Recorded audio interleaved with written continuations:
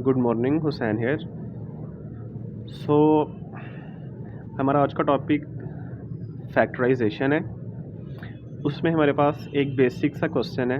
We have a very basic question which is to factorise 2y² plus 7y minus 15। So in this question we have to factorise this figure. अब factorisation का ऐसा question जिसमें हमारे पास 3 terms मौजूद हों question में।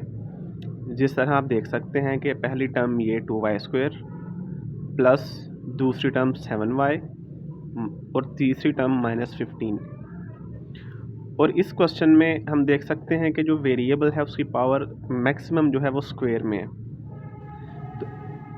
तो ऐसा क्वेश्चन सॉल्व करने के लिए हम पहला स्टेप ये लेंगे कि जो y² वेरिएबल है उसके साथ जो नंबर है जो कि 2 है उसको हम मल्टीप्लाई करेंगे 15 से, जो कि कांस्टेंट है। इसके लिए हम रफ वर्क में जाएंगे। सबसे पहले हमने 2 लिखा, उसके बाद 15। इनको हमने आपस में मल्टीप्लाई करवाना है। और मल्टीप्लिकेशन में we know that in multiplication we do not ignore signs with numbers. यानी कि जब हम मल्टीप्लाई कर रहे हो दो नंबर्स को तो हम उनके साइंस को भी इग्नोर नहीं करते। जैसे दो नंबर्स आपस में मल्टीप्लाई होते हैं उसी तरह उनके साइंस भी आपस में मल्टीप्लाई होंगे। तो इधर आप देख सकते हैं कि 15 के साथ माइनस का साइन है, तो इधर हम 15 के साथ माइनस b लिख देंगे। और इधर 2 के साथ प्लस का साइन है तो इधर हम प्लस b लिख देंगे। ये बेसिक सा मैथ था। उसके बाद जब इनको आप मल्टीप्लाई करवाते हैं तो we know that 2 times 15 gives us 30. This is a very basic calculation. And plus into negative gives us negative. So the answer is minus 30. So our first step was to multiply 2 with minus 15 which gives us minus 30 answer. ये हमारा पहला step था जिसमें हमने 2 को minus 15 से multiply करवाया। Now we move on to our next step. अब हम अपने नेक्स्ट स्टेप की तरफ चलते हैं जो कि है हमारे पास जो 7y है, मींस के वो वाली टर्म जिसमें वेरिएबल की पावर सिंपली 1 है। इधर आप देख सकते हैं कि y की पावर 1 है। जब भी किसी वेरिएबल की पावर ना दी गई हो, जिस तरह इधर y की पावर 2 थी मगर इधर मेंशन नहीं है 2 है 3 या 4 है क्या है, इट मीन्स कि उसकी पावर 1 होगी हमेशा। तो वो इस क्वेश्चन में वो वाली टर्म जिसमें वेरिएबल की पावर 1 है उस पूरी टर्म को जो कि इधर प्लस 7y बनती है, इसको आप 2 टर्म्स में तोड़ेंगे। इसको आप 2 टर्म्स में ऐसे तोड़ेंगे कि जिनको मल्टीप्लाई करवाने से आपके पास माइनस 30 आए। इनको आपस में मल्टीप्लाई करवाएं तो आपके पास माइनस 30 आए। और इन दोनों को आपस में आप प्लस या माइनस करें, आपस में प्लस और माइनस करें तो आपके पास जो है वो +7 ही आए। ये +7 कहाँ से आया? ये वाला +7। ठीक हो गया। Again I repeat my words. आपने इस टर्म को 2 पार्ट्स में, जो कि हम अभी फाइंड करेंगे कि वो कौन से 2 पार्ट्स होंगे, 2 पार्ट्स में आप इस तरह ब्रेक करेंगे कि उन 2 पार्ट्स को आपस में आप मल्टीप्लाई करवाएं तो आपके पास माइनस 30 आए। और उन 2 पार्ट्स को आपस में आप प्लस या माइनस करें तो आपके पास +7 आए। सो हम देखते हैं सबसे पहले कि वो कौन से 2 पार्ट्स हो सकते हैं या 2 फैक्टर्स हो सकते हैं कि जिनको आपस में मल्टीप्लाई करने से हमारे पास माइनस 30 आए। हम पहले देखते हैं कि 30 किस किस से आ सकता है, किन 2 टर्म्स को आपस में मल्टीप्लाई करवाने से हमारे पास 30 आ सकता है। सिंपली हम देखें कि 30 को अगर हम -1 से मल्टीप्लाई करवाएं माइनस 30 आ जाएगा क्या? मगर हम देखें कि क्या इनको आपस में प्लस माइनस करवाने से हमारे पास +7 आ रहा है?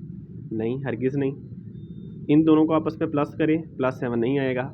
इन दोनों को आपस में माइनस करवाएं +7 नहीं आएगा। मीन्स कि ये फैक्टर्स नहीं हो सकते।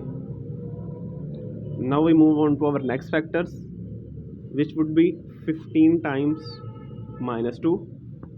आप 15 को -2 से मल्टीप्लाई करवाएंगे आपके पास माइनस 30 आ जाएगा।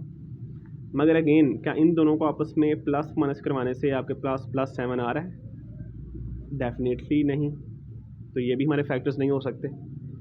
Now we move on to our third factors which would be 10 multiplied by -3, it again gives us -30। और अब हम ये देखेंगे कि क्या इनको आपस में प्लस माइनस करने से आपके पास +7 आ जाता है? जी आ सकता है। आप 10 में से 3 को माइनस करें, आपके पास +7 आ जाएगा।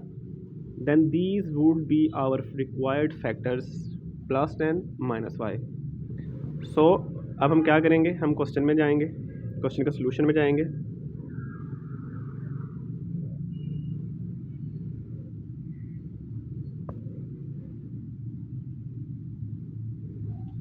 सिंपली आप क्वेश्चन की जो फिगर गिवन है वो लिखेंगे पहले, 2y² + 7y -15। उसके बाद हम क्या करेंगे, ये 2y² वैसे ही आ गया क्वेश्चन का। उसके बाद हमने 7y के दो फैक्टर्स बनाए थे, +10 और -3। तो +10 आ गया, इसके साथ आप y भी लगाएंगे क्योंकि आप 7y को ब्रेक कर रहे हैं, ना कि अकेले 7 को।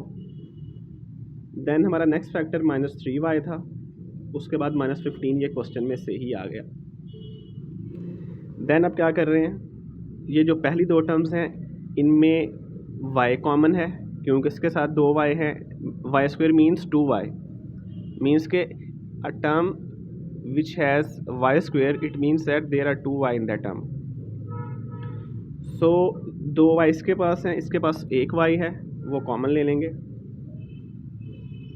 अब हम देखते हैं कि जो 10 है वो 2 के टेबल में आता है, 2 भी कॉमन आ गया, ब्रैकेट ओपन। अब इधर 2 नहीं आएगा क्योंकि वो आपने कॉमन ले लिया है। जो ये वाला 2 था अब इधर अंदर नहीं आएगा क्योंकि वो आपने कॉमन ले लिया है। 1y भी आपने कॉमन ले लिया, तो अंदर सिर्फ 1y रह गया। Plus how many times of 2 gives us 10? We know that 2 5 times gives us 10। Okay, तो सिंपली इधर हमने 5 पुट कर दिया। अब इसके साथ जो y था वो कॉमन आ चुका है, तो ब्रैकेट क्लोज कर देंगे। अब इसमें से माइनस आएगा हमारा इसमें से कॉमन आएगा हमारा -3। -3 कॉमन कैसे आएगा कि ये जो 15 है वो 3 के टेबल में आता है। We know that 3 5 times gives us 15। अब इसमें y कॉमन नहीं आएगा क्योंकि इधर 3 के साथ तो y है मगर 15 के साथ कोई y नहीं है, मीन्स y कॉमन नहीं आएगा। देन ब्रैकेट ओपन, इधर 3 नहीं आएगा क्योंकि वो हम कॉमन ले चुके हैं, मगर y आएगा। देन वी नो दैट जब हम माइनस कॉमन लें किसी नंबर के साथ तो अंदर वाली फिगर्स के जो साइंस हैं वो चेंज हो जाते हैं। अब चूँकि हमने माइनस कॉमन लिया है तो अंदर माइनस जो था वो प्लस हो जाएगा। How many times of 3 gives us 15? How many times of 3 gives us 15? 3 5 times equals 15।